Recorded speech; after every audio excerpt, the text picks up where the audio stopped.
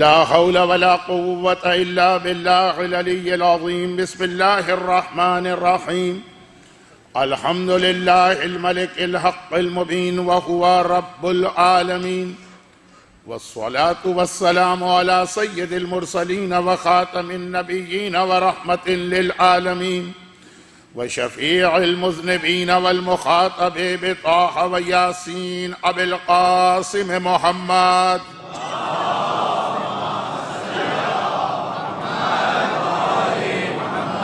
وآله الطيبين الطاهرين المعصومين المظلومين المنتجبين الميامين الذين أذهب الله عنهم الرجس وطهرهم تطهيرا.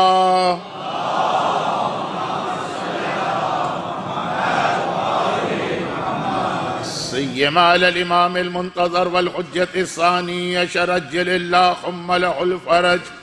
أما بعد فقد قال الله عز وجل في محكم كتابه الكريم: بسم الله الرحمن الرحيم. يا أيها الذين آمنوا إن تنصروا الله ينصركم ويثبت أقدامكم. وقال: ولن تجد لسنة الله تبديلا.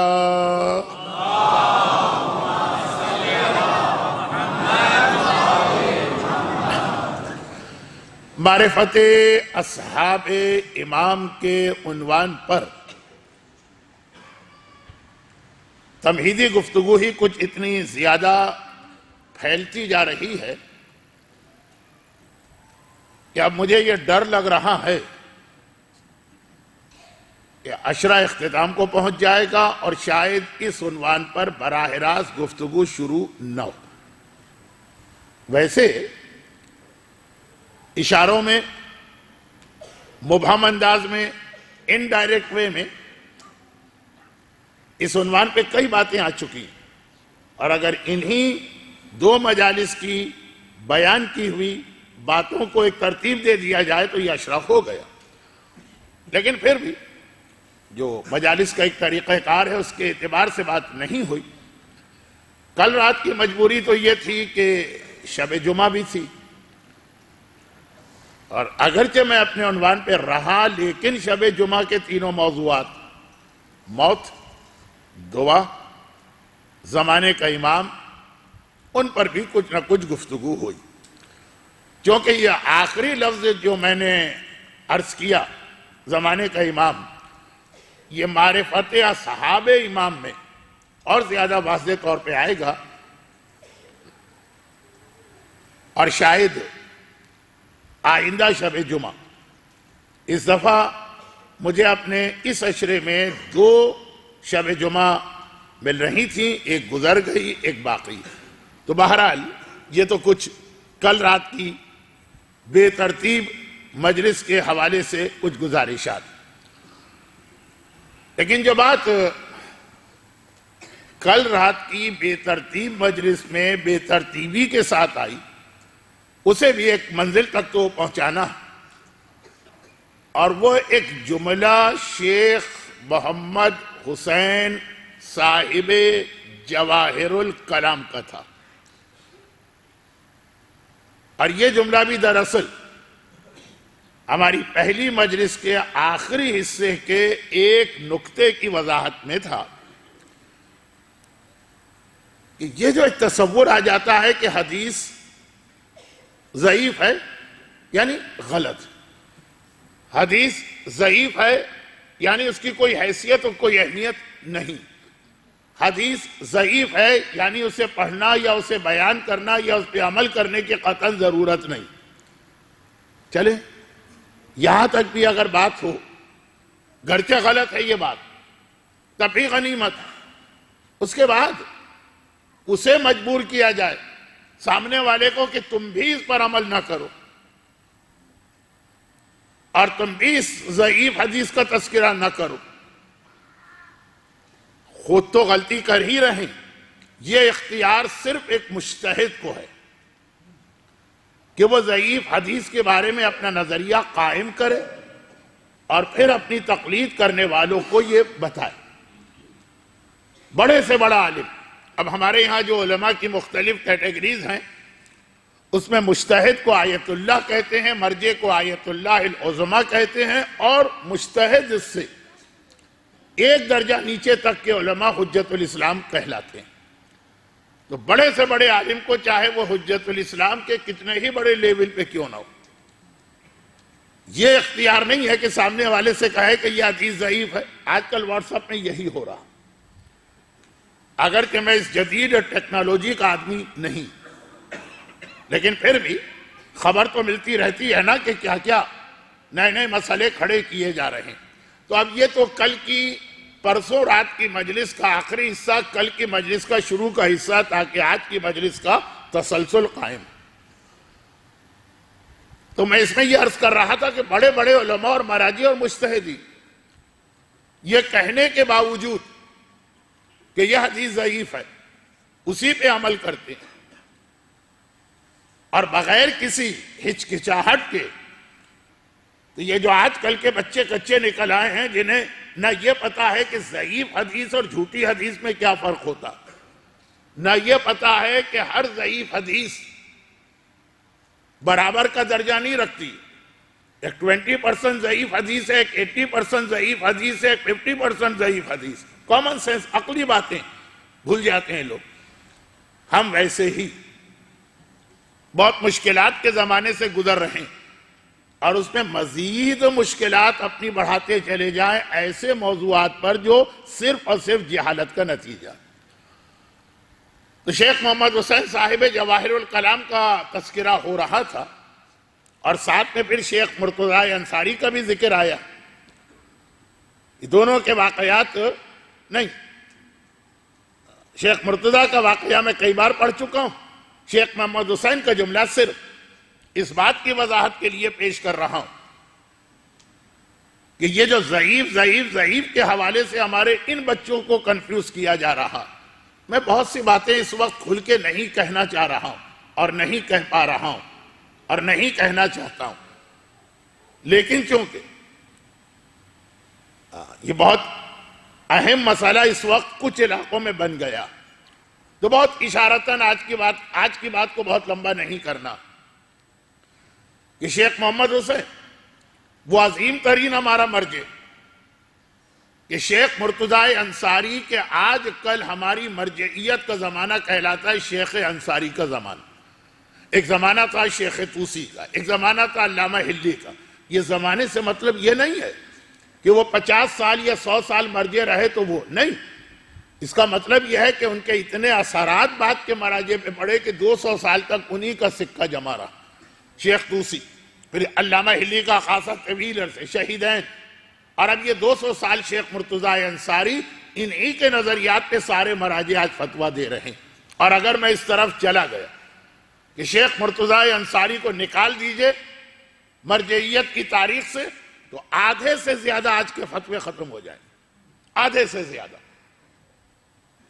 کیوں؟ آپ وہ واقعہ بھی سنتے ہیں اور آج کے تمام مراجع کا ایک نظریہ بھی سنتے ہیں، اور دونوں اپنی اپنی جگہ صحیح ہیں، لیکن عمل آج کے مراجع کے نظریے پہ ہے۔ وہ بہت مشہور واقعہ،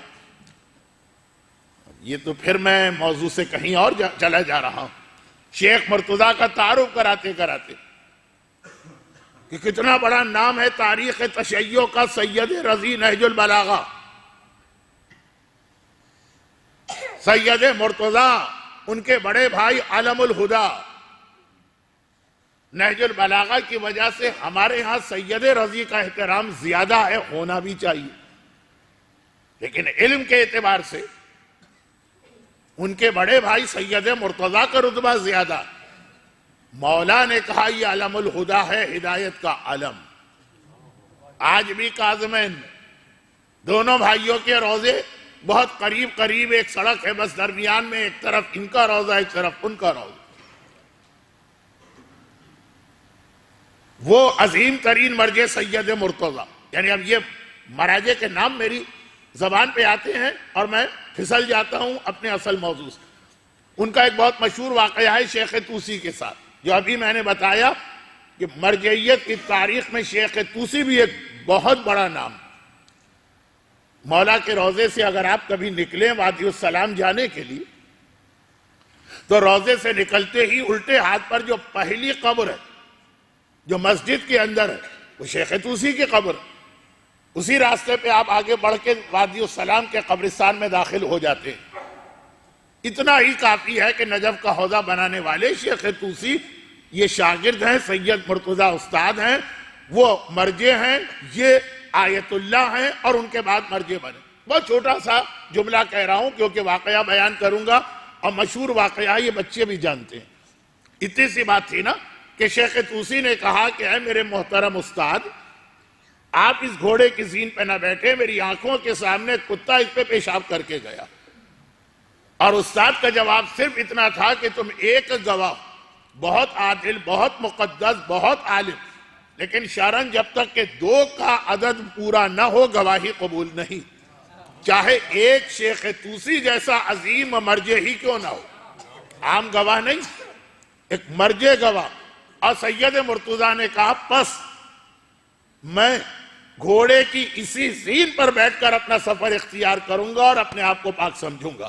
اب یہ بہت اعلیٰ درجے کے فقہی مباحث ہیں، بحث ہے، بہت اس میں دلچسپ فقہی مسئلے نکلتے ہیں، لیکن یہ ایام ازا کی مجالس ہیں. 2 گواہوں کا ہونا اتنا یقین.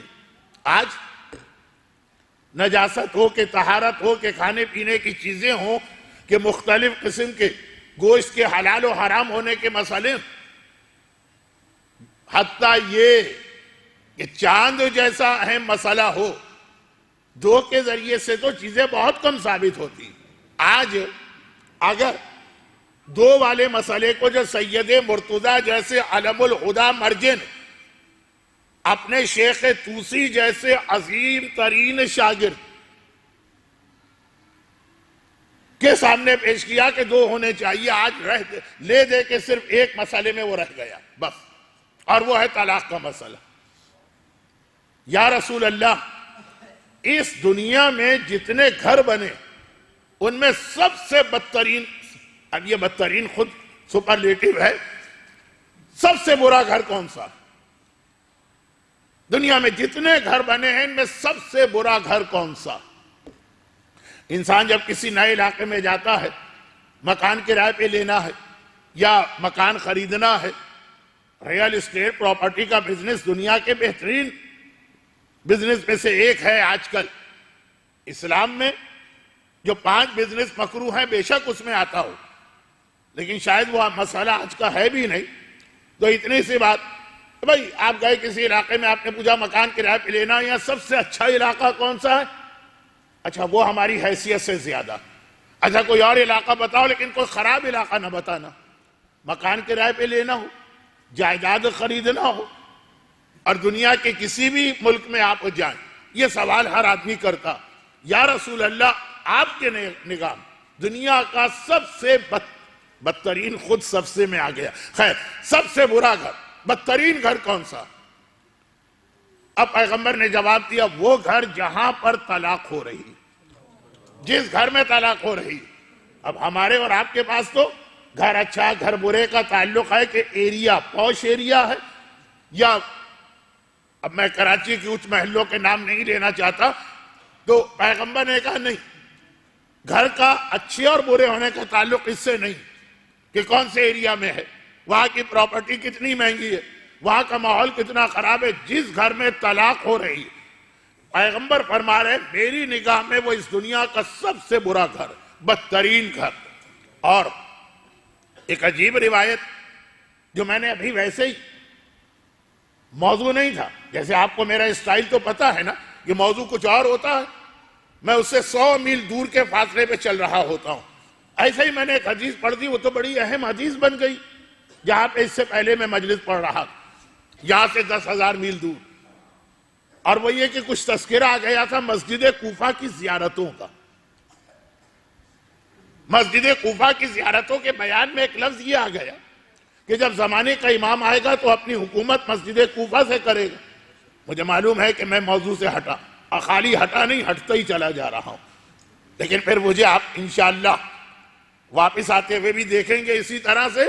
تو خیر اب یہ چھوٹی چھوٹی باتیں جو الگ الگ مجالس میں نہیں آ سکتی، بچے سن لے تو شاید ان کو یاد رہ جائے.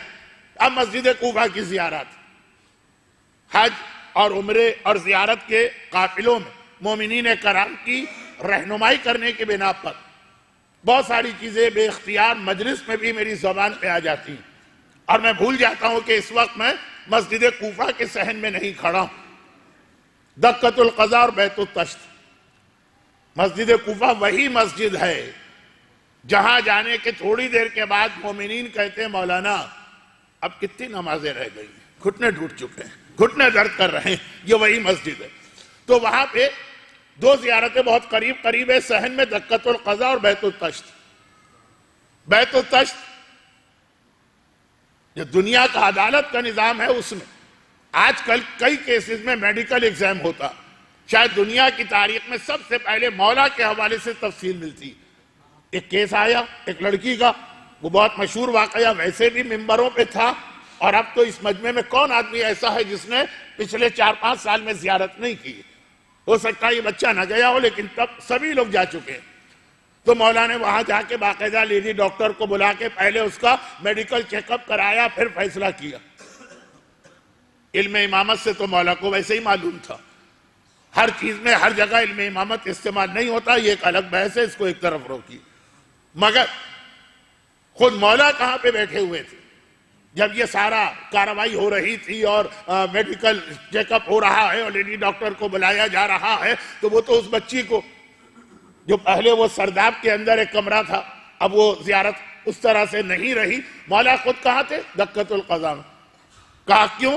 کہا یہ وہ جگہ کہ مسجد کوفہ میں بھی جب مولا فیصلے کرتے تھے تو یہاں پہ بیٹھ کے فیصلے کرتے تھے. یہ گویا کورٹ تھا، یہ عدالت تھی، یہ انصاف کا محکمہ تھا. مولا یہاں بیٹھتے ہیں. اب یہ ساری بات کیوں آ گئی؟ جب زمانے کے امام ظاہر ہوں گے ان کے لیے بھی روایت ہے کہ مقدمات کے فیصلے جب کریں گے تو وہ دقۃ القضاء پہ آ کے بیٹھا کریں گے. نماز جماعت پڑھانا ہے مسجد کوفہ کے اندر جو مولا ہی کی محراب، خطبہ دینا ہے ممبر کوفہ ہی کے اوپر جو ان کے دادا کا ممبر، اور جب فیصلے کرنا ہے حکومت امام میں بھی تو قضاوت کا محکمہ ہوگا، فیصلے ہوں گے تو اسی دقۃ القضاء پہ بیٹھیں گے.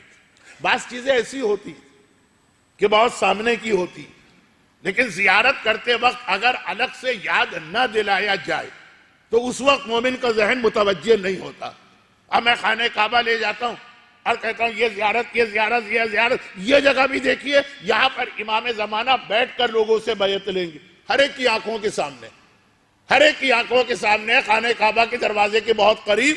لیکن جب تک کہ یاد نہ دلایا جائے خانہ کعبہ پہنچ کر یہ چیز ذہن سے نکل جاتی کہ بھائی یہاں کا تعلق امام زمانہ سے بھی ہے. دقۃ القضاء مولا کے سارے واقعات پڑھے جاتے ہیں، میں بھی پڑھتا ہوں، لیکن پھر یہ بھی یاد دلایا جاتا ہے کہ یہیں پر آ کر علی کا بیٹا بیٹھ کر مقدمات کے فیصلے کرے گا. یہ جملے سے مجھے وہ روایت مکمل کرنا تھی جس کی وجہ سے جو لوگ بہت زیادہ زیارت کر چکے ہیں وہ ذرا سے اکتاہٹ محسوس کر رہے ہوں گے کہ اتنا زیادہ وہ سنا. مسجد سہلہ امام کا بیت المال، جب امام آپ کو پرچہ لکھ کے دیں گے آنے کے بعد کہ اتنا وہاں سے اتنا لے لو، تو کہاں جانا ہے؟ مسجد سہلہ میں. بیت المال وہ ہے، رات کو سونے کی جگہ کربلا ہے، نماز پڑھنے کی جگہ محراب امیر المومنین ہے، خطبہ دینے کی جگہ ممبر ہے، فیصلہ کرنے کی جگہ دقۃ القضاء. یہ آنے کے بعد ظہور کے بعد کے سارے حالات جلدی بیان کر رہا ہوں، لیکن جو اصل بات تھی وہ یہ تھی کہ جب زمانے کے امام دقۃ القضاء پہ آ کے بیٹھیں گے اور فیصلہ کرنا شروع کریں گے کس بات کا؟ جو لوگوں میں اختلافات یا جھگڑے. اس میں پہلے 2 کیس جو آئیں گے، پہلے 2 کیس، میرا اپنا انداز جو ہوتا ہے نا اس کو ذہن میں رکھ کے یہ بات سنیے گا. پہلے جو 2 کیس آئیں گے وہ بڑے عجیب و غریب ہوں گے. ایک کیس لے کے رسول اللہ زمانے کے امام کے سامنے پہنچے گے، اور ایک کیس لے کے شہزادی کونین زمانے کے امام کے سامنے وہاں پہنچے گے. وہ جو آپ کے ذہن میں بات جا رہی ہے وہ نہیں. اسی لیے میں نے کہا میرا جو اپنا انداز ہوتا ہے اس کو ذہن میں رکھیے گا. 2 کیس سب سے پہلے امام کے پاس آئیں گے. پہلا رسول اللہ لے کے آ رہے ہیں، دوسرا شہزادی لے کے آ رہے ہیں. یہ امام کہاں تشریف فرما ہے؟ دکۃ القضا. میں بیک وقت اپنے مجمع کے دو الگ الگ تاثرات محسوس کر رہا ہوں. شاید میں آج غلط چشمہ لگا کے آ گیا کہ ایک مجمع ہے، دو الگ الگ تاثرات. بعض لوگوں کے لیے یہ باتیں دکۃ القضا کی وجہ سے بہت سنی بھی ہیں زیارت میں، تو وہ ذرا سا محسوس کر رہے ہیں کہ یہ وقت ان کا ضائع ہو رہا. اور بعض لوگ اتنی حیرت سے مجھے دیکھ رہے ہیں کہ مجھے دکۃ القضا سمجھانے کا بھی دل چاہ رہا ہے جو وقت نہیں ہے میرے پاس. بیک وقت میرے مجمع کے دو حصے ہو گئے. خیر، تو میں جلدی بات مکمل کر دوں کیونکہ یہ چیز بہت سے لوگوں کے لیے نئی ہوتی ہے. یہ والی حدیث جو آپ پڑھ رہا ہوں، پہلے دو کیس. پہلا کیس رسول اللہ لے کے آئیں گے، رسول اللہ اپنے بیٹے کے سامنے پہنچیں گے. ہاں، کیونکہ وہاں مسئلہ جو ہے احترام والا نہیں، وہاں مسئلہ نظام حکومت کا مسئلہ. اور کیا کہہ کے پہنچیں گے؟ جملہ جو میں کہہ رہا ہوں اس میں آپ کے ذہن کہیں اور بھی جا سکتے ہیں، تو پوری توجہ میری جانب رہی. اور وہ یہ کہ رسول یہ کہہ کے زمانے کے امام کے پاس آئیں گے کہ میں اپنی بیٹیوں کا کیس لے کے تیرے پاس آیا ہوں. بیٹی نہیں کہا میں نے، ورنہ آپ کے ذہن کہیں اور چلے جاتا. وہ بھی بہت اہم ایک مسئلہ ہے لیکن آج کا موضوع نہیں. میں اپنی بیٹیوں کا کیس لے کے تیرے پاس آیا ہوں. الفاظ میرے ہیں، روایت معصوم کی ہے. پہلا کیس، حق بھی یہی بنتا کہ اگر بہت سارے لوگ امام کے پاس کیس لے کے آئے ہیں تو سب سے پہلے رسول اللہ ہی پہنچے. اور وہ کیا کیس ہے؟ کہا میری بیٹیاں، جن کو یہاں بیٹیوں سے مراد ہے کلمہ پڑھنے والی ہر عورت، سیدانی ہو، امتی ہو، جو پیغمبر کا کلمہ پڑھی وہ پیغمبر کی بیٹی بنی، جو پیغمبر کا کلمہ پڑھا وہ پیغمبر کا بیٹا بنا. اگرچہ یہاں بھی ذرا سا موضوع سے ہٹنے کی گنجائش ہے، لیکن میں نہیں ہٹ رہا ہوں. صرف ایک جملہ کہہ کے واپس اس بات کو، یہ بات جو میں بتا رہا ہوں یہ خود میں موضوع سے ہٹ چکا ہوں. کوئی اور بات بتا رہا تھا، وہ والی بات بھی میں موضوع سے ہٹ چکا تھا، اصل میں اس سے بھی پہلے کوئی بات ہے، لیکن ہم جائیں گے انشاءاللہ، پیچھے تک پہنچ جائیں گے. صرف ایک جملہ، بہت اہم یہ حدیث بھی. مولا نے کہا کہ جتنی حدیثوں میں آق والدین کی مذمت کی گئی، بہت حدیث ہیں.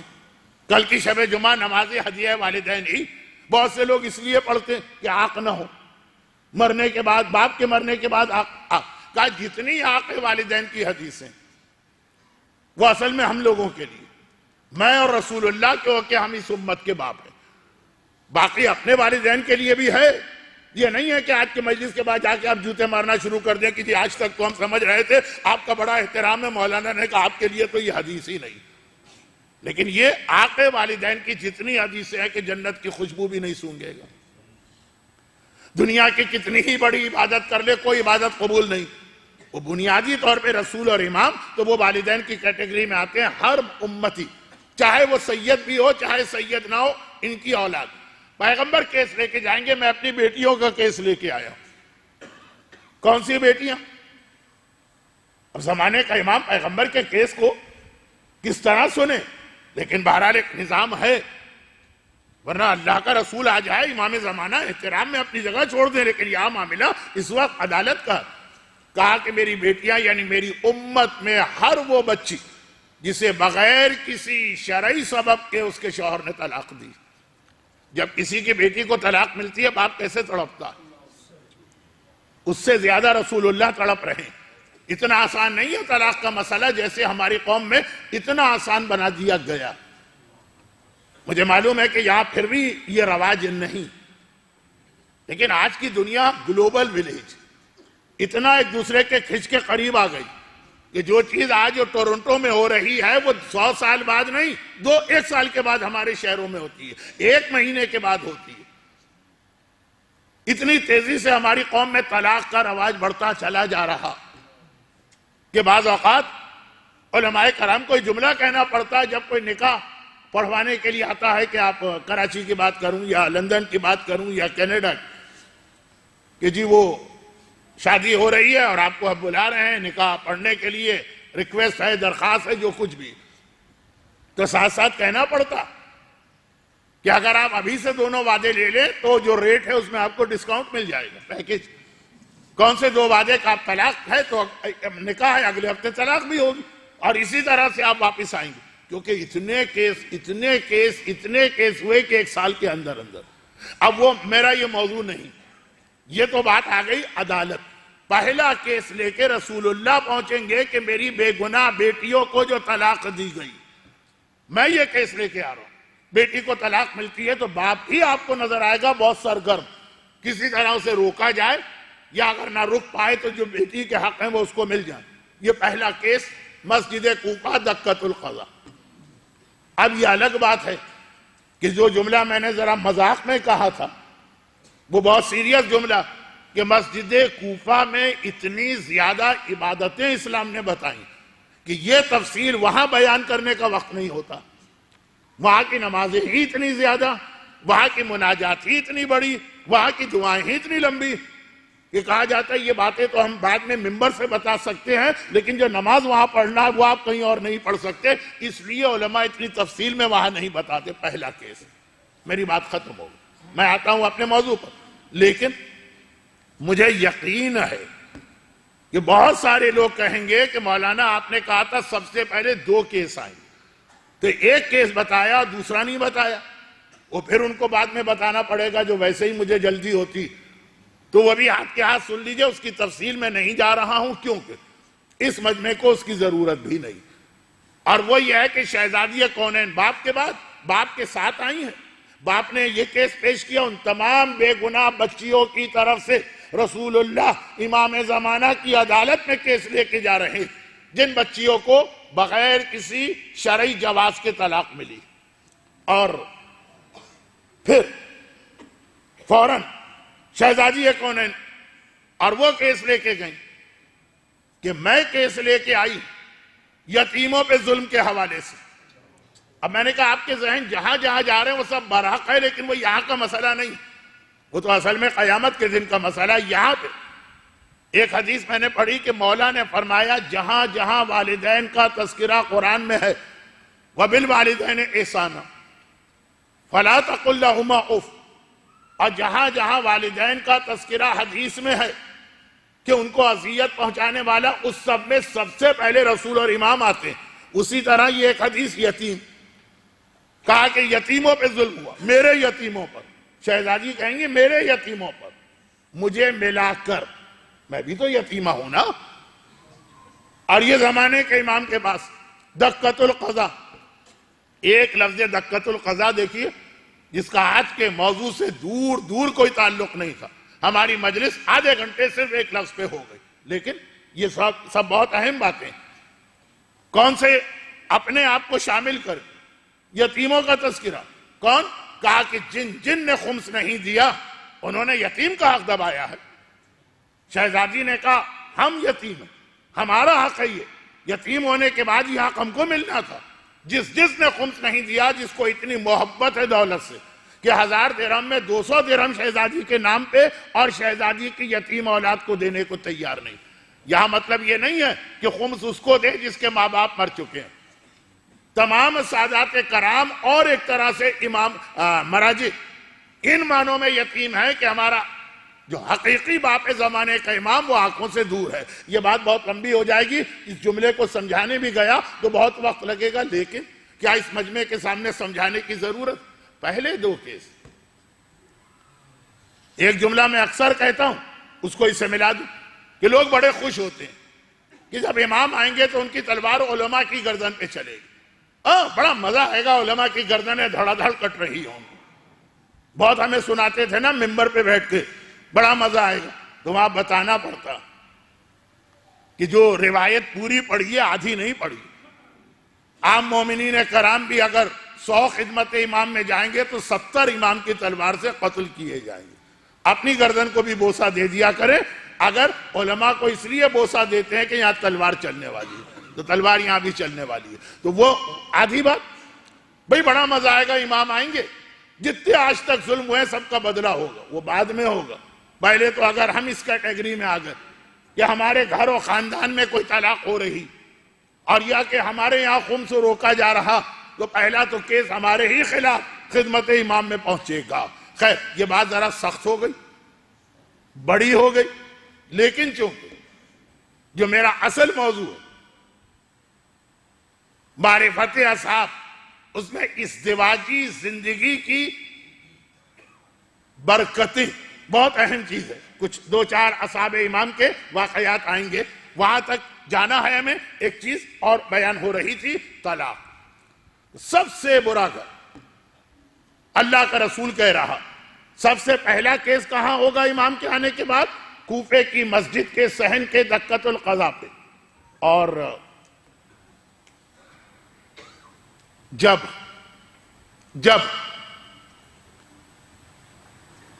شوہر بے گناہ بغیر کسی وجہ کے بیوی کو طلاق دے، جس کے پاس حق طلاق ہے بعض وجوہات کی بنا پر، وہ اسلام میں اتنا برا، تو وہ کتنا برا ہوگا جو آج کل کا رواج ہے کہ بچیاں کہتی ہیں کہ ہمیں طلاق چاہیے، جن کے پاس حق طلاق اسلام نے رکھا بھی نہیں ہے کسی وجہ سے. یعنی جن کے پاس ظاہری طور پہ حق طلاق ہے، کچھ سمجھ میں آ رہا ہے کہ اسلام تھوڑا سا، بہت تھوڑا سا، میری تقریر کا پورا اثر ہی جملہ ختم نہ کر دے، قائل ہے کہ شوہر طلاق دے سکتا ہے، اس کو اتنا کنڈیم کر رہا. تو جسے تو طلاق لینا ہی نہیں چاہیے، وہ اگر آج کل آ کے کہے، اور ایک کیس، سینکڑوں کیس آپ کو ملیں گے، وہ اس سے بھی بدتر چیز ہو گئی. لیکن صرف ایک اشارہ میں نے کیا تاکہ تقریر بیلنس بھی ہو جائے اور ان بچیوں کو کچھ سمجھ میں بھی آئے. اب وہ طلاق کیوں ہوتی ہے؟ ایک وجہ تو مال کی محبت ہے، جو اصحاب امام کی سب سے بڑی خوبی میں نے کل بتائی تھی، 2 دن بعد تفصیل سے آئے گی. بہت جلدی میں واپس آ رہا ہوں. اچھا، پیغمبر نے کہا کہ سب سے بدترین گھر، یہ بات کیوں آ گئی؟ آپ بھول گئے ہوں. یہ بات آ گئی شیخ مرتضی انصاری کے اس اجتہاد کی وجہ سے، جو اتنا چھا گیا کہ سید مرتضی انصاری اتنے چھوٹے مسئلے پر، جو بچہ بھی کہے گا کہ اس میں کیا مسئلہ تھا، گھوڑے کی زین دھلوا لیتے، دھونے کا مسئلہ بھی نہیں، دھلوا لیتے. اپنے زمانے کے مالدار ترین انسان تھے سید مرتضی، اتنی دولت ان کے پاس تھی اور اتنے غلام تھے. زحمت کیا ہوتی، یہ زین ہے، جاؤ دھو. نجف کی گرمی آپ نے دیکھی ہے، 10 منٹ میں سوکھ بھی جاتی، 5 منٹ میں. اتنی زحمت بھی گوارا نہ کی، کیونکہ بات مسئلہ شرعی کی ہے. کہا کہ جب 2 عادل چاہیے تو میں ایک عادل کی گواہی پہ عمل نہیں کروں گا. اور ذہن میں رکھیے کہ عمل کرنے میں کیا زحمت ہو رہی. ہاں، کہیں کوئی مسئلہ آپ کے لیے پرابلم پیدا کر رہا تو وہاں پہ آدمی سوچتا ہے کہ بھائی جب شریعت نے مجھے سہولت دی ہے تو میں کیوں اپنے آپ کو زحمت میں ڈالوں. اس میں کیا زحمت؟ ایک نوکرانی یا ایک نوکر گھر میں ملازم ابھی جائے گا، دھو کے لائے گا، 2 منٹ کی دھوپ میں وہ سوکھ جائے گا. کہ یہ بھی نہیں، یہاں پر بھی ایک جملہ آپ کے لیے نامکمل چھوڑے جا رہا ہوں. مکمل ہی کرتا لیکن تقریر تو پھر بہت دور چلی جاتی. اور وہ یہ کہ بعض لوگوں میں شک کی بیماری پیدا اس احتیاط کی وجہ سے ہوتی. ہر احتیاط کی اپنی ایک لمٹ ہوتی. اب نے کہا ٹھیک ہے، اسلام نے کہا کہ مثلا 2 عادل ہونے چاہیے، لیکن اگر ایک عادل نے بھی کہا ہم بات مان لیتے ہیں، ہمارا نقصان کیا؟ نقصان یہ ہے کہ آپ کی جو ایک ول پاور ہے نا، وہ کمزور ہوتی ہے، اور وہ کمزور ہونے کے نتیجے میں اگلے مرحلے میں آپ کو ہر چیز نجس لگے گی. وہ خود ایک بیماری کا آغاز ہے، جسے اگر میں ایک اور لفظ سے بیان کروں تو شاید آپ کے ذہن کہیں اور بھی چلے جائیں تب بھی ٹھیک ہے. بدترین بیماریوں میں آج کل ایک لسٹ بنائی ہے. میں کہاں بھٹک رہا ہوں؟ یہ تو قرآن نے شاعروں کے لیے کہا ہے وَفِي كُلِّ وَادٍ يَهِيمُونَ. وہ ادھر ادھر ہی بھٹکتے رہتے ہیں، موضوع پہ تو رہتے ہی نہیں. خیر، تو ایک بات، بدترین بیماری ایڈز، ہیپیٹائٹس، کینسر، ایک لسٹ ہے بیماریوں کی جو خطرناک ترین بدترین بیماریاں. اچھا، وہ ہمارے والنٹیئرز کو زحمت ہو رہی ہے میری وجہ سے، تو آپ حضرات ذرا دائیں بائیں، کیونکہ اب جو لوگ آ رہے ہیں ان کو جگہ نہیں مل رہی ہے، ادھر بہت جگہ خالی ہے. میری عادت آپ کو پتا ہے، میں آپ کو کم سے کم زحمت دیتا ہوں، آج زحمت دینا پڑ رہی. ذرا ادھر آ جائیے، آگے آ جائیے بیٹا، آپ بھی آگے آ جائیے، آج تو اجازت ہے.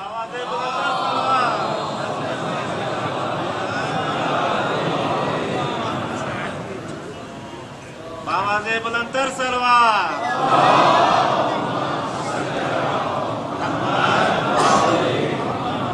یہ زحمت آپ کو صرف آج ہوئی ہے، آپ کو میرا انداز پتا، نہ میں آپ کو آگے آنے کی بات کرتا ہوں، نہ زیادہ درود کی آپ سے درخواست کرتا ہوں۔ ہاں اس وقت دل جل جاتا کہ پوری مجلس میں ایک بار کہوں، وہ بھی لوگ اتنے نحیف آواز میں جیسے پتہ نہیں کتنے دنوں سے کھانا ہی نہیں کھایا۔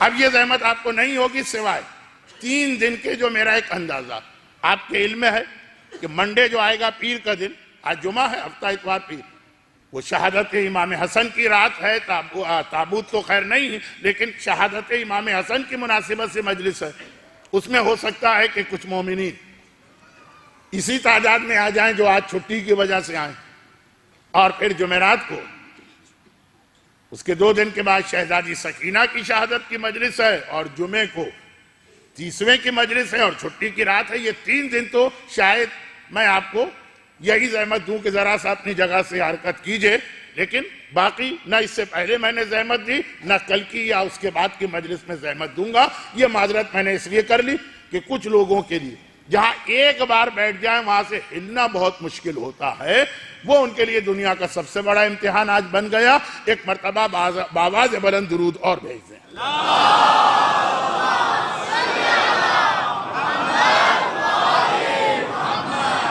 یہ جملہ تو پورا ایک اشرہ ہے، اس لیے اس کو بالکل تفصیل کا اختصار میں بھی نہیں جا رہا ہوں۔ درود بھیجا کریں، درود پڑھا نہ کریں، یہ ایک بہت اہم ایک پیغام ہے۔ سفر کی آخری تاریخوں میں رسول خدا کے حوالے سے پڑھتا ہوں، لیکن پہلے آج کی بات تو مکمل ہو جائے۔ کہاں سے میں نکلا، واپس اپنے موضوع پر آتا ہوں کہ بدترین بیماریوں، ایڈز، کینسر، ہیپیٹائٹس سی، کون سی بیماریاں؟ جسم،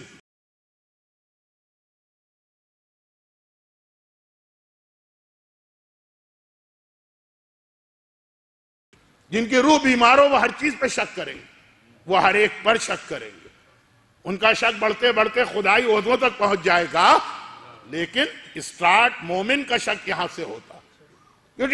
ٹھیک ہے، اسلام نے کہا کہ 2 عادل ہونا چاہیے، ہم سے ایک عادل نے بھی کہا ہم بات مان لیتے، ہمارا نقصان کیا؟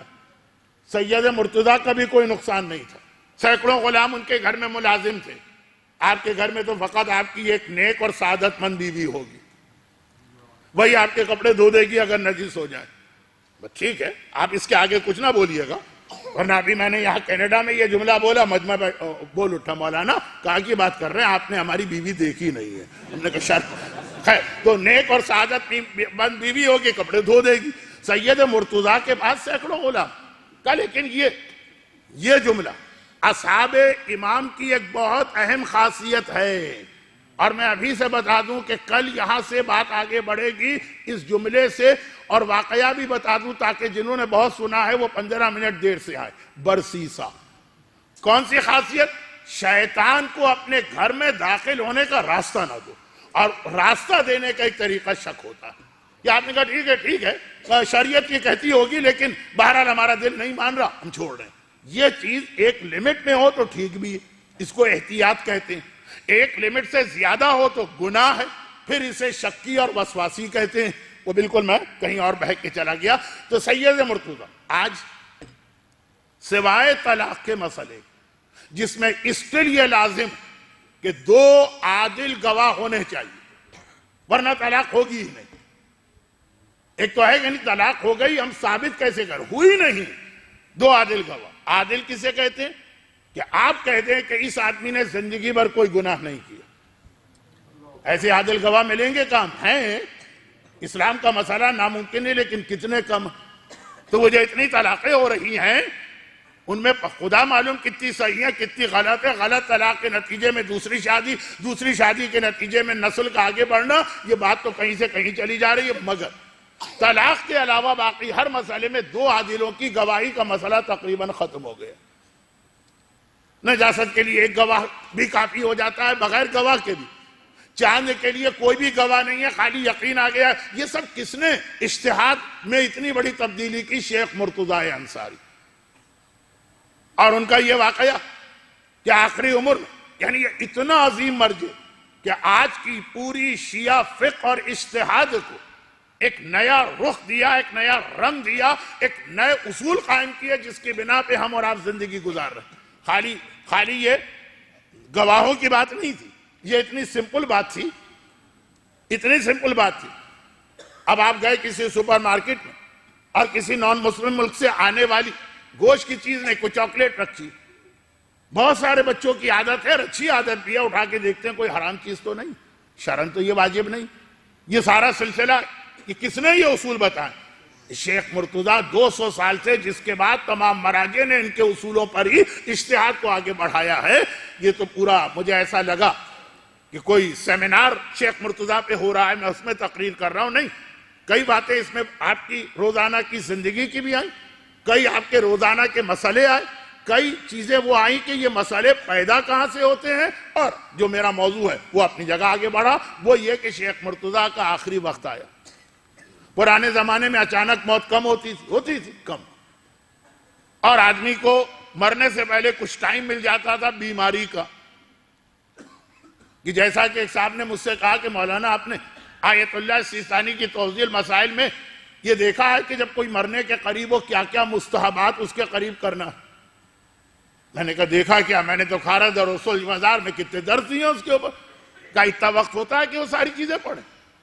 سورہ یاسین بھی ہے، سورہ صافات بھی ہے، قرآن کے بڑے بڑے سورے بھی ہیں، کا وقت اتنا ہوتا ہے کہ یہ سارے سورے پڑھے جائیں؟ اور جو باقی اور باتیں ہمارے ہاں تو زیادہ سے زیادہ یہ قبلہ رخ لٹا دو، آنکھیں بند کر دو، شاید دعائے فرج پڑھا دو اسے، جو سب سے اہم دعا ہے نماز کے قنوت میں، لا الہ الا اللہ العلیم الکریم، لا الہ الا اللہ العلی العظیم، اور بس کیا کہ یاسین بھی کچھ لوگ شروع کرتے ہیں، پوری لسٹ دیکھی۔ تو وہی بات جو کل رات کو آئی تھی، آج رات کو بھی صرف سرسری آگے بڑھنا۔ یہ اچانک موتیں کہ آپ کو کلمہ پڑھانے کا موقع بھی نہ ملے مرنے والے کو، یہ آج کا مسئلہ۔ اچھی چیز ہے کہ بری چیز ہے، اس پر میں جاتا ہی نہیں ہوں، پورا موضوع بدل جائے گا۔ تو پہلے اتنا وقت ملتا تھا، وہاں بھی اچانک موتیں ہوتی تھی، لیکن 100 میں 10 90 ایسی تھیں کہ گھر والوں کی زبان پہ آتا تھا اللہ ان کی مشکل آسان کرے۔ اور آج بھی بیمار رہ کے بھی بہت لوگ مرتے ہیں، لیکن 100 میں 20 80 ایسے ہیں جو اچانک موت آ جاتی ہے۔ شیخ مرتضیٰ 200 سال پہلے کے مر جائیں تو کالرا یا ہیضہ ہوا، جس میں آدمی بدن سے نکلنے والی نجاستوں کو کنٹرول بھی نہیں کر سکتا، موشن آ رہے ہیں، اور پھر وہ وقت آ گیا 10-12 دن بیمار رہنے کے بعد کہ اب اندازہ ہونے لگا کہ ان کا آخری وقت قریب آ رہا۔ آہستہ آہستہ اسٹیجز، یوں تو موت کا کوئی بھروسہ نہیں ہے، لیکن ایک اندازہ ہونے لگا کہ اب روح نکلنے والی۔ چنانچہ گھر والوں نے فوراً اس واجب پہ عمل کیا جو ان کے اعتبار سے اس وقت کا واحد واجب تھا۔ ہمارے یہاں تو اور بھی واجبات آ جاتے ہیں، مرنے والے سے وصیتیں کروا لو، اس کا اگر کوئی مال وغیرہ ہے ڈیٹیل پوچھ لو کہاں، کتنا برا لگے گا۔ ابا مر رہے ہیں اور بیٹا ان کا کندھا ہلا کے کہہ رہا ہے ابا آپ کے کس کس بینک میں اکاؤنٹ ہیں اور کس کس کے اندر کتنے پیسے، بہت برا لگے گا۔ لیکن ایک چیز ہوتی ہے حق، وہ ضائع نہیں ہونا چاہیے، یہ بالکل ایک الگ موضوع بنے گا۔ یہ بعض چیزیں ہم کو بری لگتی ہیں، شرن بری نہیں، ہاں یہ الگ بات ہے کہ پوچھنے کا اسٹائل کیا ہے۔ تو بات یہ ہو رہی ہے کہ آج کل تو بہت سارے آخری وقت کے واجبات آ جاتے ہیں، اس کے کیش کا مسئلہ، اس کے انویسٹمنٹ کا مسئلہ، کس کو قرضہ دیا ہوا ہے، کس سے قرضہ لیا ہوا ہے، پیسہ کہاں کا رکھا ہے، نمازیں کتنی باقی ہیں، روزے کتنے باقی ہیں، خمس کا مسئلہ کیا ہے، بہت مسئلہ۔ لیکن جس کا حساب کتاب بالکل صاف اور واضح، تو اس کے گھر والوں پہ تو کوئی بوجھ ہوتا ہی نہیں، وہ صرف ایک ہی واجب ہوتا ہے کہ مرنے والے کو قبلہ رخ لٹاؤ۔ اور چونکہ یہ واقعہ میں نے بہت پڑھا بھی ہے، اور پہلے جملے سے ہی آپ کو اندازہ ہو گیا، جنہوں نے نہیں بھی سنا کہ میں کیا کہنے جا رہا ہوں، تو جلدی قبلہ رخ لٹاؤ۔ انہوں نے قبلہ رخ لٹایا، جیسے قبلہ رخ لٹایا ایک دم آنکھیں کھولی شیخ نے، آنکھیں بند ہو چکی تھی، سانس اکھڑنے لگا تھا، اور یہ لگ رہا تھا کہ مرنے والے ایک دم آنکھیں کھولی، اور فوراً اپنے آپ کو قبلے سے ہٹا لیا۔ گھر والوں نے پھر ان کو قبلے کی طرف لٹایا، پھر ان کی آنکھیں کھولی، وہ قبلے سے ہٹے۔ ایک کھیل سا بن گیا وہاں پہ بچوں کا، جیسے میگنیٹ کو اگر ہم اس طرح سے وہ قطب نما کو اور جو کچھ کمپاس کو یہ سوئی ادھر سے کریں تو ادھر چلی جائے اور یوں کریں تو یوں ہو جائے۔ گھر والے چونکے، یہ اتنا جلیل القدر اور عظیم الشان مرجع خالی عالم نہیں ہے، خالی مجتہد نہیں ہے، خالی مرجع نہیں، تاریخ تشیع کے ٹاپ 5 مراجع میں سے ایک، یہ جو یہ عمل کر رہا ہے، پوچھا یہ کیا بات ہے؟ کہا کہ دیکھ جو تم کر رہے ہیں وہ بھی صحیح ہے، جو میں کر رہا ہوں وہ بھی صحیح، وہ تمہاری ذمہ داری ہے، یہ میری ذمہ داری ہے، وہ تم پر واجب ہے، یہ مجھ پر واجب ہے، تم اپنا واجب انجام دو، میں اپنا واجب انجام دو، نہ تم اپنا واجب چھوڑ سکتے ہو میری وجہ سے، نہ میں اپنا واجب چھوڑ سکتا ہوں تمہاری وجہ سے۔ کہا لیکن بتائیے تو صحیح، جواب دیا کہ تم محسوس کر رہے ہو کہ میری روح نکلنے والی ہے، واجب ہے قبلہ رخ لیٹا، اور میں محسوس کر رہا ہوں کہ موشنز مسلسل آ رہے ہیں اور نجاست بدن سے نکل رہی ہے، اس حالت میں قبلہ رخ ہونا حرام ہے، اس حالت میں قبلہ رخ ہونا حرام ہے، تو مجھ پر واجب ہے اپنے آپ کو قبلے سے ہٹاؤں، یہ میرا واجب ہے۔ تم پر واجب ہے کہ مرنے والے کے قریب ہو تو اسے قبلہ رخ کرو، تم اپنے واجب پہ عمل کرو، میں اپنے واجب پہ عمل کروں۔ ایک چھوٹی سی بات موضوع سے ہٹ کے، یہ تو یقیناً موضوع سے ہٹ کرے لیکن بہت چھوٹی بات۔ آج ہر ایک کے ہاتھ میں اسمارٹ فون نظر آ رہے ہیں، ہر ایک کے ہاتھ میں آئی فون نظر آ رہا، ہر جگہ پہ اس کا استعمال چل رہا، ضرورت ہو ضرورت نہ ہو، لیکن اب تک مجھے ایک کیس ایسا نہیں ملا جو ملنا چاہیے۔ ہوں گے لوگ، جب کبھی میں اس قسم کے جملے کہتا ہوں تو اس کا مطلب یہ نہیں ہوتا کہ سارے کے سارے لوگ ایسے میرے علم میں نہیں آئے۔ ایک کیس ایسا نہیں ملا کہ یہ اسمارٹ فون لے کے ہر الٹی سیدھی فضول بات، بیٹھے ہوئے ایئرپورٹ پہ تو معلومات 4 گھنٹے اسی میں لگے ہوئے ہیں، بیٹھے ہوئے ہیں کسی ریسٹوران میں 6 گھنٹے اسی پہ لگے ہیں، بیٹھے ہیں کسی مرنے والے کی تعزیت کے لیے فاتحہ پڑھا کے پھر لگ گئے اپنے اسمارٹ فون پہ یا آئی فون پہ۔ شرعاً ایک چیز واجب ہے جہاں ممکن ہو، بعض مراجع تو کہتے ممکن نہیں ہے تب بھی واجب ہے۔ اب یہ بحث مجھ سے اگر میں نے چھیڑ دی، وہ کیا، زیادہ تر میں ایئرپورٹ کی بات کر رہا ہوں کیونکہ بہت زیادہ ٹریولنگ کرتا ہوں، کہ کوئی مومن ایئرپورٹ میں واش روم کہیے، ریسٹ روم کہیے، ٹوائلٹ کہیے، ہر جگہ الگ الگ گیا اور اس نے دیکھا ہو کہ یہاں پہ مثلا جو کموڈ ہیں یا جو خالی پیشاب کی جگہ ہے یہ قبلہ رخ ہے کہ نہیں، قبلے کی بات آگے نے ایک بھی نہیں دیکھا۔ شاید پہلے مشکل بھی ہوتا، آج آئی فون کے ہوتے ہوئے کوئی چیز مشکل نہیں، ہر فضول بات میری اچھی طرح سے تلاشی لے لیا کریں، میرے پاس نہ آئی فون ہے، نہ اسمارٹ فون ہے، نہ عام سا فون ہے، میں فون رکھتا ہی نہیں، میرا کیس الگ ہے۔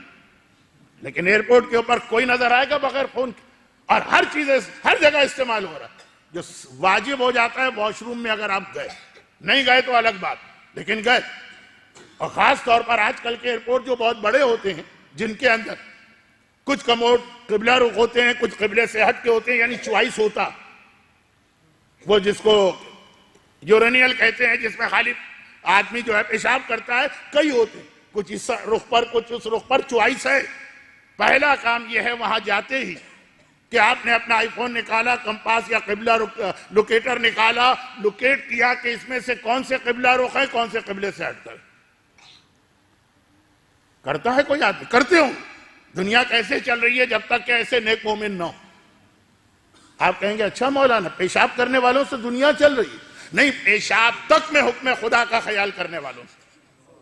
نماز میں تو لوگ حکم خدا کا خیال کرتے ہیں، اتنا حکم خدا کا خیال کرنے والے کہ خالی مکے میں یا مسجد میں حکم خدا کا خیال نہیں کریں گے، واش روم میں بھی حکم خدا کا خیال کریں گے، ان کی وجہ سے دنیا چل رہی ہوں گے۔ لیکن ایک عام مومن کے لیے بات میں کر رہا ہوں، کتنے لوگ ایسے ہیں، مرد ہو کے عورتیں، شرعاً یہ واجبات میں سے ہے نا، اور اتنا اہم واجب ہے، جیسا میں نے کہا جہاں ممکن ہو۔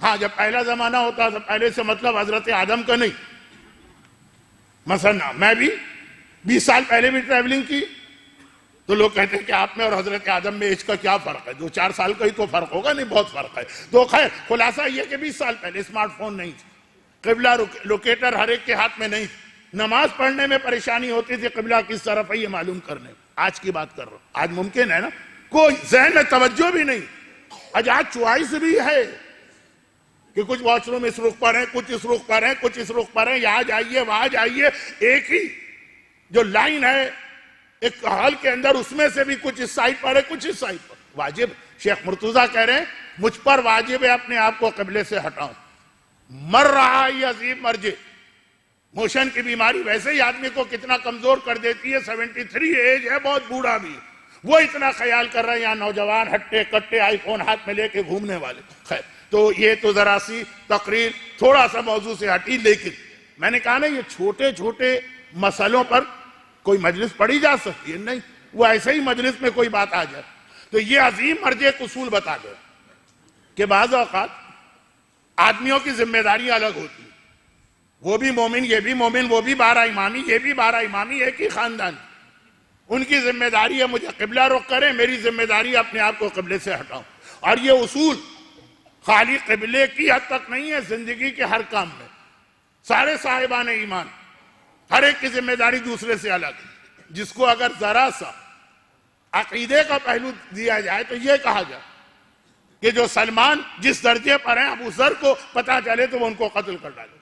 ابو ذر اپنی ذمہ داری سمجھے کہ سلمان کا قتل واجب ہے، وہ ایسا عقیدہ رکھتے ہیں، اور سلمان پر واجب ہے اپنے اسی عقیدے پہ جمے رہیں، تبھی وہ سلمان بنیں گے. اور عمار یاسر، بہت مشہور حدیث، مقداد کو ابو ذر کا عقیدہ پتا چلے تو وہ ان کو قتل کر ڈالے. یہ وہی چیز دوسرے انداز سے بیان کی جا رہی ہے.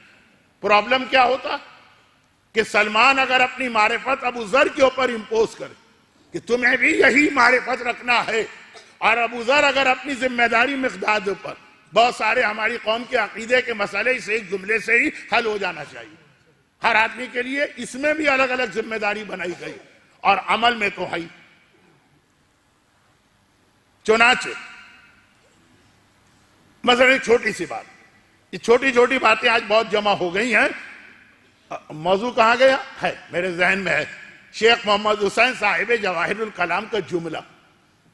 لیکن پہلے یہ بھی بات سن لی، ایک آدمی اپنی زندگی میں اگر نماز قضا کرے گا تو جتنی نمازیں قضا کرے گا اتنی ہی نمازیں اس کو پڑھنا پڑیں گی. اگر ہم نے 990 نمازیں قضا کی ہے، 990، اور 989 نماز بھی پڑھ لیں، ایک بھی کم رہ جائے گی تو ہمارا گناہ مکمل معاف نہیں ہوا، اتنی نماز پڑھ. اور اگر یہ مر گیا تو اس کے بڑے بیٹے پر اس کی قضا نمازیں واجب ہوتی. شرط یہ ہے کہ باپ کھلم کھلا بے نمازی نہ ہو. اگر ایک ایسا باپ ہے جو نماز پڑھتا ہی نہیں ہے تو اس کی کوئی ذمہ داری نہیں. جو پیغمبر کی ایک حدیث کہ من لا حیا لہ، جس کے پاس کوئی حیا نہیں ہے اللہ بھی اس کے پردے نہیں رکھتا. اور اس کے بعد پھر جو مثال دی کہ اگر کوئی داڑھی شیو کرتا ہے تو وہ گناہ کر رہا، اور کھلم کھلا گناہ کر رہا، چنانچہ اس کی غیبت کر سکتے ہو اس مسئلے. اور بعض پرانے مراجع کہتے تھے اس کی غیبت ہر مسئلے میں کر سکتے ہو، لیکن یہ مسئلے مسائل کا فورم نہیں، یہ مجلس ہے، مجھے بھی معلوم. تو اب اگر ایک نماز پڑھتا ہی نہیں تو اس کی تو نہیں، لیکن جو نماز پڑھتا ہے کچھ نمازیں قضا ہو گئی. بڑے بیٹے پہ واجب، کتنی نمازیں واجب ہے اتنی ہی نمازیں. ہاں صرف یہ کہ ذرا سا بڑے بیٹے کو اسلام نے تھوڑا سا وسعت دے دی، سہولت. باپ نے نماز قضا کی، اس کو خود پڑھنا ہوگا. بستر پہ بھی چلا گیا تب بھی نمازیں خود پڑھنا. بیٹے کے پاس جب ذمہ داری آئے چاہے خود پڑھے چاہے کسی سے پیسے دے کے پڑھوا لے، مگر نمازیں ہی پڑھوانا. ٹھیک ہے، روزے میں ایسا نہیں، روزے میں ذمہ داری بدل گئی. اور یہ آیت اللہ سیستانی کا فتویٰ ہے، ہر مرجع کا نہیں، لیکن آیت اللہ سیستانی کا فتویٰ یہی، روزے میں ایسا نہیں. میں نے اگر اپنی زندگی میں 200 روزے قضا کی، ہماری عورتیں عام طور پر ماہانہ نجاست کے روزے چھوڑتی ہیں تو بعد میں قضا رکھتی بھی نہیں، کیونکہ رمضان کا ایک ماحول ہوتا. یہ چھوٹا بچہ، اس پہ روزہ واجب نہیں ہے، رمضان میں اس کا بھی دل چاہے گا میں روزہ رکھوں. ماحول یہ بھی اسلام میں ایک بہت اہم چیز. دیکھا دیکھی کی عبادت بھی کبھی بہت زیادہ قبول ہے، ہمیشہ نہیں لیکن کبھی، بلکہ کئی جگہوں پر. یہ اس کی مثال آئے گی. آج تو نہیں آ سکتی نا، گھڑی کی سوئیاں، کل مصائب بھی کم ہوئے تھے. روزے میں بہت کیس ملیں گے آپ کو کہ روزے قضا ہو گئے بغیر گناہ کے بھی مسئلہ. جیسے نماز کے اندر کہا باپ بے نمازی ہے تو بیٹے پہ کوئی ذمہ داری نہیں. نماز پڑھتا ہے، کچھ نمازیں قضا ہو گئی تو باپ گناہگار تو ہے کہ قضا کیسے ہوئی؟ نماز تو کسی حالت میں معاف نہیں. روزے میں بالکل ممکن ہے کہ باپ متقی بھی ہو، روزے بھی قضا ہو، گناہگار بھی نہ ہو. سفر میں گئے بہت دل چاہتا ہے کہ سفر میں روزے رکھیں، کیونکہ یہاں تو مصیبت یہ ہے کہ اپنے شہر کراچی میں بیٹھوں تو 18 گھنٹے کا روزہ ہوتا، اور سفر میں چلا جاؤں جہاں رمضان پڑھنے گیا تو وہاں تو صرف 8 گھنٹے کا روزہ۔ دل تڑپا جا رہا ہے کہ یہ 8 گھنٹے کے روزے تو بہت ہی حلوہ ٹائپ کے روزے ہیں، ابھی سحری کی نہیں کہ افطاری کا ٹائم آ گیا رکھو۔ شریعت نے کہا حرام، حرام، نہیں رکھے روزے۔ پھر کیونکہ فوراً قضا واجب نہیں ہے، مر گئے، اب یہ روزے ہیں ہم پر، ہم گناہ گار بھی نہیں، کیونکہ وہاں بھی وہی کیٹیگری، اگر کسی کا باپ روزے رکھتا ہی نہیں ہے تو بڑے بیٹے پہ کچھ نہیں، لیکن باپ رکھتا ہے، کچھ روزے چھوٹ گئے۔ اب باپ اگر زندہ رہتا تو اس کو روزے کے بدلے میں روزہ ہی رکھنا تھا، چاہے وہ پھر بڑھاپے میں چلا جاتا، بیماری میں چلا جاتا، اس کے اپنے ادا روزے بھی معاف ہو جاتے، لیکن بہرحال قضا روزے معاف نہیں، رکھنا ہی پڑیں گے، رکھوا نہیں سکتا۔ لیکن باپ مر گیا تو بیٹے کا کیا حکم آ گیا آغا سیستانی کی؟ چاہے روزے رکھوائے، چاہے ہر روزے کے بدلے میں 14 چھٹاں کھانے پینے کی چیز دے دے، وہ روزے جو باپ نے صحت و جوانی میں چھوڑے، بیماری والے نے، ذمہ داری بدل گئی۔ خود جس نے روزے قضا کی وہ اگر اپنا گناہ معاف کرانا چاہے یا گناہ نہ ہو، کندھے ہلکے کرنا چاہے ذمہ داری سے روزے کا روزہ رکھنا، اور اسی کی ذمہ داری جب بیٹے پر آئی تو اب یہ ہے کہ نہیں کھانا کھلا دو، تب بھی یہ باپ کی جو ذمہ داری تم پر آئی ہے معاف ہو گئی۔ اسے کہتے ہیں ذمہ داریاں بدلنا، ایک آدمی کی ذمہ داری کچھ اور ہے، دوسرے کی ذمہ داری کچھ اور۔ ہماری قوم یہ نہیں سمجھ پا رہی، اور ایک لاٹھی سے سب کو ہنکنا چاہتی ہے۔ عقیدے کی حد تک بھی اسلام نے کہا ذمہ داریاں الگ ہیں، اور عمل کی حد تک بھی اسلام نے کہا ذمہ داریاں الگ۔ اور اصحاب امام کی پہلی خاصیت یہ کہ ہر ایک دوسرے کی ذمہ داری نہیں دیکھتا، ہر ایک اپنی ذمہ داری دیکھتا۔ ابو ثمامہ سیداوی کی ذمہ داری کہ جیسے ہی نگاہ آسمان پر پڑی اور دیکھا کہ عاشور کے دن ظہر کی نماز کا وقت آ گیا، وقت زوال، وہ فوراً نماز پڑھے۔ اور ان 2 آدمیوں کی ذمہ داری یہ ہے کہ سب نماز پڑھتے رہیں، تم اپنے سینے پہ تیروں کو روک کر ان کو نماز پڑھنے کا موقع دو۔ اور یہ والا جملہ جو میں نے اس لیے جلدی کہہ دیا کہ وقت نہیں، میں جلدی سے مصائب پر آ گیا، ابھی کچھ باتیں رہ گئیں۔ یہ والا جو جملہ میں نے کہا یہ کربلا سے زیادہ کوفہ و شام کے بازاروں اور درباروں میں ہمیں سننے کو ملا، جب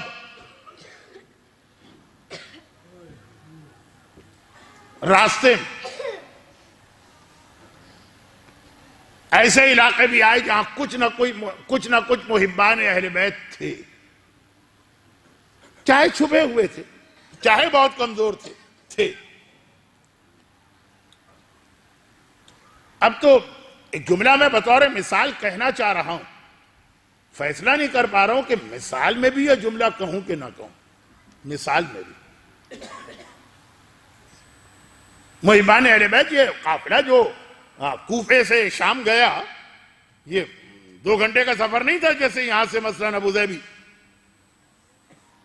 30-40 شہروں اور گاؤں اور قریوں سے ہو کے یہ قافلہ گزرا، تو 2-2 4-4 1-1 10-10 12-12 محبان اہل بیت ہر ہی جگہ مل جاتے ہیں اسلامی دنیا میں۔ اور بہت سخت حکم ہے یزید کا، جب یہ قافلہ آئے گا کوئی مرد اپنے گھر میں نہیں ہوگا، ہر ایک کو نکلنا، یعنی ایک طرح سمجھ لیجئے کہ اٹینڈنس لی جائے گی، ہر ایک کو گھر سے باہر آنا، کوئی گھر میں بھی نہیں بیٹھ سکتا۔ اب بطور مثال میں کہہ رہا ہوں کہ آپ سوچئے کہ آپ کہیں کھڑے ہیں اور اعلان ہو رہا ہے کہ محمد کی نواسیاں علی اور فاطمہ کی بیٹیاں لائی جا رہی ہیں، اور آپ کو پتا ہے کہ ان کے سروں پہ چادر نہیں، کوئی محمل نہیں ہے، کوئی اماری نہیں ہے، بلوہ عام ہے، بازوؤں میں رسیاں ہیں، اور آپ وہاں پہ کھڑے۔ آپ تصور میں بھی یہ لا سکتے ہیں کہ آپ کی نگاہ زینب و کلثوم کے بالوں پہ پڑے؟ اب اس پر آپ کیا کریں گے؟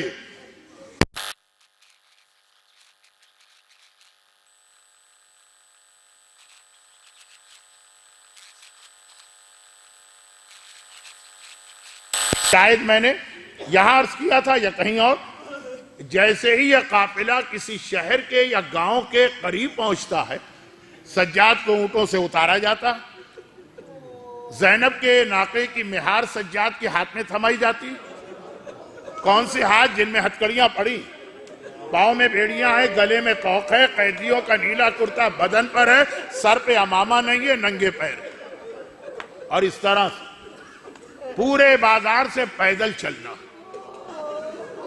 اب سیدانیاں اونٹوں پر ہیں، سجاد زمین پر، یہ مومن قریب آئے، کہا مولا یہ منظر دیکھ کے برداشت نہیں ہو رہا، مولا بس اتنی اجازت دے دی کہ جیسے کربلا میں آپ کے بابا کے صحابیوں نے اپنی جان قربان کی، یقین تھا کہ ہم مریں گے، ہم لشکر یزید کا مقابلہ نہیں کر سکتے، ہم خود تو مر سکتے ہیں، یہ اجازت مجھے بھی دے دی، مر جانے کی اجازت دے دیجئے، مجھے پتا ہے میں اکیلا کیا کروں۔ سجاد نے کہا کہ ذمہ داری الگ، کربلا والوں کی ذمہ داری الگ تھی، یہاں والوں کی ذمہ داری الگ، میرے بابا کی ذمہ داری الگ تھی، میری ذمہ داری الگ، وہی اسلام ہے، وہی حسین کا مشن ہے۔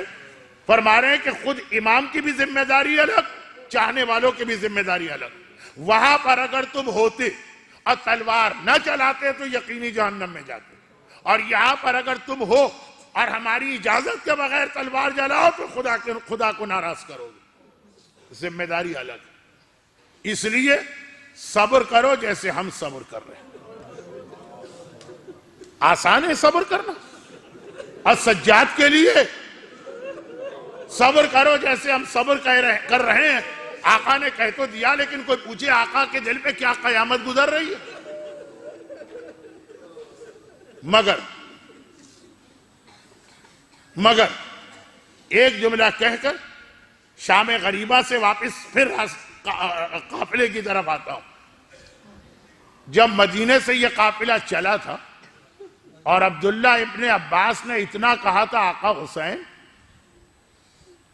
میں عمر میں آپ سے بڑا ہوں، ایک طرح رشتے میں بھی آپ سے بڑا ہوں، چچا بنتے ہیں، میرا ایک مشورہ یہ ہے کہ اگر کوفہ جانا ہی ہے تو عورتوں کو لے کے نہ جائیے۔ یہ جملہ کہا تھا نا، حسین نے جو جواب دیا وہ تو ایک اور مجلس میں مصائب میں آئے گا۔ حسین کے جواب سے پہلے پردے کے پیچھے سے زینب کی آواز آ گئی، اے ابن عباس، بہن کی موت کا سامان کر رہا، بھائی سے جدا ہو کر کیا زینب زندہ رہ سکتی ہے؟ اگر میرا بھیا یہاں چھوڑ کے گیا مجھے تو زینب مر جائے گی۔ اب میں ایک سوال آپ سے کروں، بہت ڈرتے ڈرتے کہ وقت کم رہ گیا ہے، کہیں توہین نہ ہو جائے۔ ہمارے یہاں کی جذباتی عورتیں باتوں باتوں میں بہت سے دعوے کر جاتی ہیں، وقت آتا ہے تو دعوے پورے نہیں ہوتے۔ نعوذ باللہ، کیا زینب نے بھی بس ایسے جذبات میں کہہ دیا کہ بھائی سے الگ ہوں گی تو میں مر جاؤں گی؟ یہ حقیقت ہے؟ یہ اگر حقیقت ہے تو مجھے یہ بتائیے کہ جب عصر عاشور حسین نے کہا زینب بہن میرا آخری سلام لے لو، آج 55 برس کا بھائی بہن کا ساتھ چھوٹ رہا تو زینب زندہ کیسے رہی؟ میں ڈر رہا ہوں کہ توہین والا جملہ تو نہیں آ رہا۔ زینب نے مدینے میں کہا میں مر جاؤں گی۔ جب عبداللہ ابن جعفر طیار مکے میں ملنے آئے اور زینب گھبرا گئی کہ مجھے واپس نہ لے جانے آیا ہو میرا شوہر، کہا کہ میں مر جاؤں گی۔ عصر عاشور جب حسین نے کہا خدا حافظ، تو زینب مری تو نہیں؟ نعوذ باللہ، کیا یہ ہمارے خاندان کی کوئی جذباتی عورت ہے، یا یہ صدیقہ طاہرہ فاطمہ کی صدیقہ طاہرہ بیٹی ہے؟ اگر فاطمہ صدیقہ طاہرہ ہیں تو زینب بھی ان کی وارث صدیقہ طاہرہ۔ یاد رکھیے، زینب عصر عاشور مر جاتی، حسین تو بعد میں مقتل میں جاتے، حسین تو بعد میں جہاد کرتے، زینب مر جاتی۔ صرف ایک جملے نے زینب کو زندہ رکھا، صرف ایک جملہ زینب کو زندہ رکھا، اور وہ جملہ یہ تھا کہ حسین نے کہا زینب میں جا رہا ہوں، اب میرا یہ قافلہ اور میرا مقصد تیرے حوالے، اب تجھے ہی سے بچانا۔ بھائی نے ایک ایسی ذمہ داری دے دی کہ مر جانے والی زینب مرتے مرتے اس لیے زندہ ہو گئی کہ مجھے بھائی کا مقصد بچانا۔ البتہ ہاں، میں یوں کہہ بھی سکتا ہوں کہ زینب مر گئی، زینب مر گئی، میں کہہ بھی سکتا ہوں عصر عاشور کے بعد زینب نہیں رہی، زینب ختم ہو گئی۔ اب زینب کبھی اکبر بن گئی، اب زینب کبھی عباس بن گئی، اب زینب کبھی حسین بن گئی، اب زینب کبھی علی بنی، اب زینب کہیں فاطمہ بنی، اب زینب نہ رہی۔ جیسا وقت تھا اس کے اعتبار سے اگر آنے والے کو شام غریبہ روکنا تھا تو چوبے خیمہ ہاتھ میں لے کے زینب عباس بنی، اگر بازار کوفہ میں خطبہ دینا تھا تو زینب نہج البلاغہ کے لہجے میں علی بنی، خود زینب مر گئی۔ اور کیوں نہ مرتی ہیں؟ حافظ کفایت حسین صاحب کا ایک جملہ اور آج کی مجلس کسی پہ ختم۔ اکثر کہا کرتے تھے کہ لوگ یہ کہتے ہیں کربلا میں حسین ذبح ہوئے، لوگ کیا کہتے؟ جبرائیل کہتا الا قد قتل الحسین بکربلا الا قد ذبح الحسین بکربلا۔ لیکن مرحوم حافظ کفایت حسین صاحب کہتے تھے کہ میں کہتا ہوں کہ حسین بھی ذبح ہوئے، زینب بھی ذبح ہوئے۔ وہ کیسے؟ اب یہ دوسرے حوالے سے کہا اس لیے کہ اسلام میں لفظ ایک ہے، طریقے الگ ہیں۔ یہی آج کی مجلس کا موضوع تھا نا جو مصائب میں جا کے ختم ہوا۔ لفظ ایک ہے، ذبح کا لفظ ہے، لیکن عام جانوروں کا ذبیحہ الگ ہے، مچھلی کا ذبیحہ الگ ہے۔ عام جانور کا ذبح ہے گلے پہ خنجر چلاؤ، 4 رگے کٹے تو جانور ذبح۔ مچھلی کا یہ ذبیحہ نہیں، مچھلی کا ذبیحہ ہے اسے پانی سے نکالو اور پھر جو وہ بے چین ہو کے تڑپے گی تو یہ مچھلی کا ذبیحہ ہے۔ حسین کا ذبح یہ ہے کہ قاتل کا خنجر گلے پہ چل رہا ہے، حسین کی رگیں کٹ رہی ہیں، اور زینب کا ذبیحہ یہ ہے کہ سر سے چادر چھینی جا رہی ہے۔ علی اور فاطمہ کی بیٹی، عباس کی بہن چادر چھیننے کے بعد جس طرح تڑپ تڑپ کے زندگی گزار رہی، یہ زینب کا ذبیحہ ہے۔ الا قد ذبح الحسین بکربلا الا قد ذبح زینب فی کوفہ والشام۔ خدا بندہ شہزادی زینب کبریٰ کے اس امتحان کا واسطہ آج کی مجلس میں گریہ کرنے والوں کو، ان کے گھروں کو، ان کے گھر والوں کو، ان کی اولادوں کو دنیا آخرت کی ہر پریشانی سے محفوظ فرما۔ خدا بندہ اس گریہ کا واسطہ ان مومنین اور مومنات کی ساری حاجتیں پوری فرما۔ خدا بندہ جس عظیم مقصد کے لیے آقا حسین اور شہزادی زینب نے یہ قربانیاں دی ہیں، ہمیں کم از کم اس اسلام پہ عمل کی توفیق عطا فرما۔ ہمارے تمام بیماروں کو، خصوصاً 2 بیماروں کے لیے التماس خصوصی ہے، شفاء کاملہ عطا فرما۔ ہمارے تمام مرحومین کی مغفرت فرما۔ ہمیں مرتے دم تک قیامت میں بلکہ جنت میں بھی حسین کا عزادار و ماتمی بنا کے داخل فرما۔ ظہور امام میں تعجیل فرما۔